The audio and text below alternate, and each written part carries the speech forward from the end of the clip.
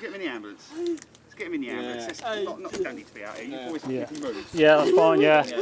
Get him in there. Get him in there. We'll leave the questioning to you guys. We'll just medically look at it and go from that way. Yeah, no problem. I'm going to check his. We're going to stand up. You want some hand? You want a hand there, Tim? I think we might need it. Ready? 1, 2, 3. Stand tall, Tim. Tell me that. Leave it there. Top. Oh. I've just obviously, because I've been listening to what's been said, I've written down what you said to me, what's been said, right?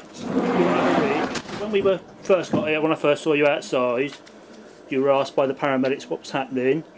You said something similar to, I was having an affair with her, she got me to meet her here, she was going to tell my wife. And then just now, when you've given the paramedic a bit more of the details, but female arrived, right there. Sorry. Yeah. Female arrived after me and jumped in my car. She was so angry. She was going to tell my wife we were having an affair for years. She was going through my phone. I don't remember what happened. She was going through my phone. I think she told my wife I was going to drive off and kill myself. The wounds were caused by a penknife in my car. I've had it for years. Don't remember what happened. Just felt it go in, I think, 3 times. If you're happy, that's basically what you've said to the paramedic. Obviously not word for word. If I can get you to sign your life away for us there, please. Alright, Tim, as you said, you're going to get arrested. At the moment, I'm arrested on suspicion of attempted murder. You don't have to say anything. It may I'm just not mention my question. Somebody there at Ryan Court. Anything you do say may be given as evidence, okay? Obviously, we're going to let paramedics take you down to hospital, get you all checked out first. And obviously you know the process from there, alright? Yeah. I'm so sorry. That's alright.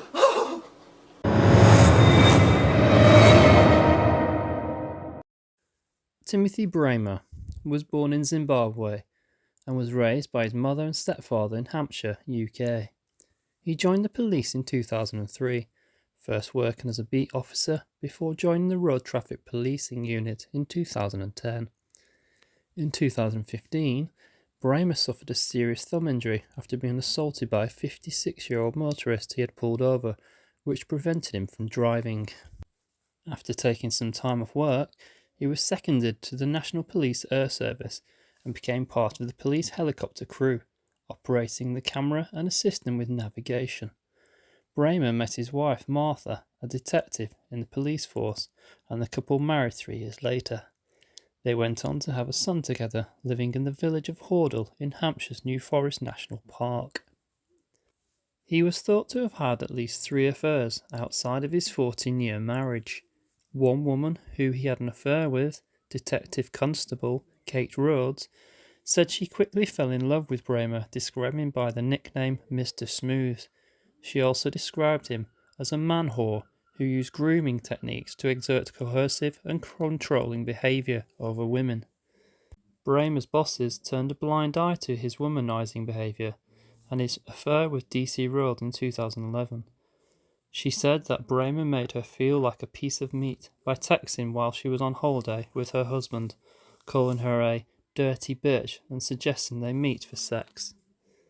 Claire Parry, 41, a nurse practitioner at a medical centre in Bournemouth, met Bramer in 2006 when she worked at the Royal Bournemouth Hospital.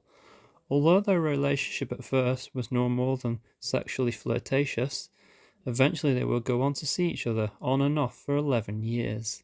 Bramer and Claire used secret chats to communicate and had sex as often as twice a week. Bramer would later say that he couldn't say that he loved her, but that he definitely cared for her. Claire's husband, Andrew Parry, a Dorset police officer with whom she shared an 8-year-old daughter and a 6-year-old son, became suspicious about the affair. He started to track his wife's movements by hiding their daughter's mobile phone in the car and tracing her whereabouts using an app. Andrew had found an email Claire had sent to Bramer in which she said she would never love someone as much as him. He also found travel lodge bookings on their joint bank account, and also a man's rugby shirt under the couple's marital bed. Andrew confronted his wife and she confessed that she had slept with Bramer once. The couple had counselling sessions, but Andrew said that he accepted the marriage was over. The affair between Claire and Bramer began to turn sour when news of his affairs with other women got back to her. Claire became angry that she wasn't Bramer's only other woman. She set up a fake Facebook account using the name Louisa Morgan and contacted his other lover, DC Rhodes. Claire said she intended to ruin Bramer's life by confessing all to his wife, Martha, referring him to the police watchdog and reporting him to the taxman for failing to declare a second income he made from gardening and odd jobs. In messages to the DC Rhodes, Claire wrote, "Hell hath no fury," and said she was embarking on a long and slow downfall of Mr. Man-whore Bramer. In the weeks leading up to her death, Bramer said that he and Claire had met 6 times on dog walks before work, and that she had threatened to tell his wife. He said, "Things had changed recently. It had all gone so wrong. It was always the unwritten rule of the affair that you don't ask about the other people, but all of a sudden she wanted to know all about my life." Bramer was desperate to cover up their affair, and on May 9th, 2020, he told his wife he was going to pick up some steaks for a family barbecue they were having later that day. Instead, he drove to the car park of the Horns Inn in West Parry, Dorset, where he met Claire to try and dissuade her from revealing their affair. Just after 3 p.m. that Saturday afternoon, Claire got into Bramer's Citroen C1 car, and the pair began arguing, with Claire asking for his phone so she could look through his social media apps and see who else he had been in contact with. Claire used his phone to text his detective wife of 14 years, telling her, "I'm cheating on you." After sending the message, Bramer said that she had refused to leave his vehicle, so he tried to robustly force her out. Bramer strangled Claire so forcefully that a bone in her neck had broken. At some point after the attack, Bramer stabbed himself in the arm with a penknife. He was seen on CCTV walking shoeless across the car park to the entrance where he sat down, covered in his own blood, sobbing, before asking passers-by for help. A member of the public found Claire's body hanging half in and half out of Bramer's car. One leg was wrapped around the gear stick and the other was on the passenger seat. Claire was taken to Royal Bournemouth Hospital, but she was left with unsurvivable brain injuries and died in hospital the next day. The extent of her injuries showed that she was under attack for some time and that she struggled to defend herself. Initially, Bramer told colleagues who arrested him that Claire had stabbed him, but he later changed his story. Bramer was dismissed without notice following his arrest for Claire's death. Chief Constable James Vaughan issued a statement on behalf of Dorset Police. Following the conclusion of Timothy Bremer's trial at Salisbury Crown Court today, I can now confirm that a previous misconduct hearing was held here at Police Headquarters on the 16th of September of this year, where Mr Bremer, a serving police constable, was dismissed without notice and placed on the National Barred List.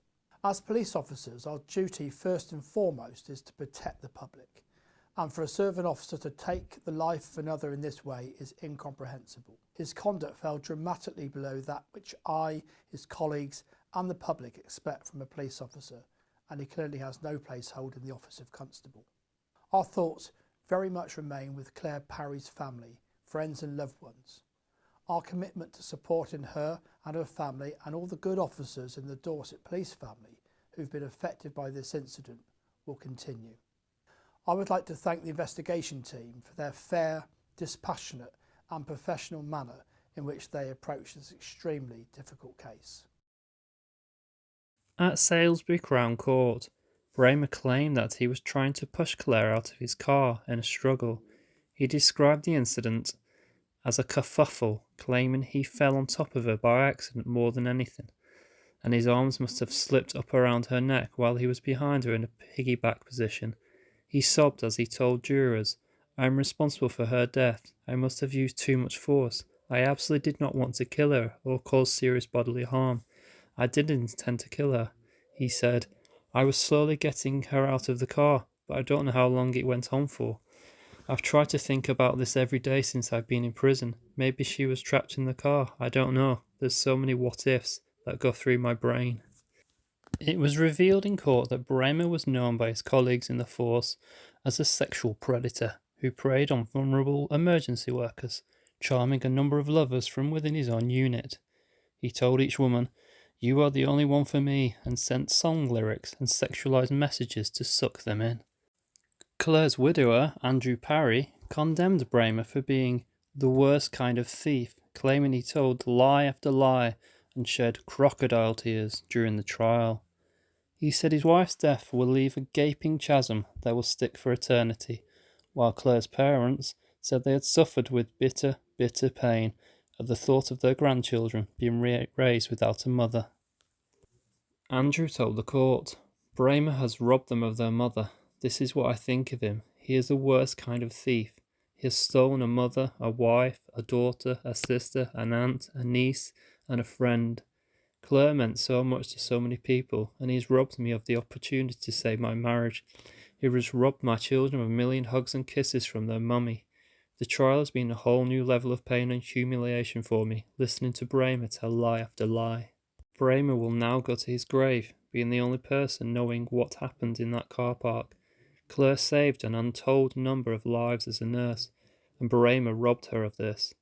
It's impossible to know what's been stolen from her children, but I know that their children will not know their grandmother, and there will be an empty space at the table this Christmas."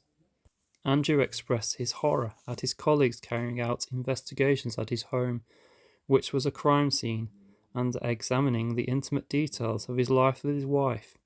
He has been diagnosed with depression and anxiety since Claire's death.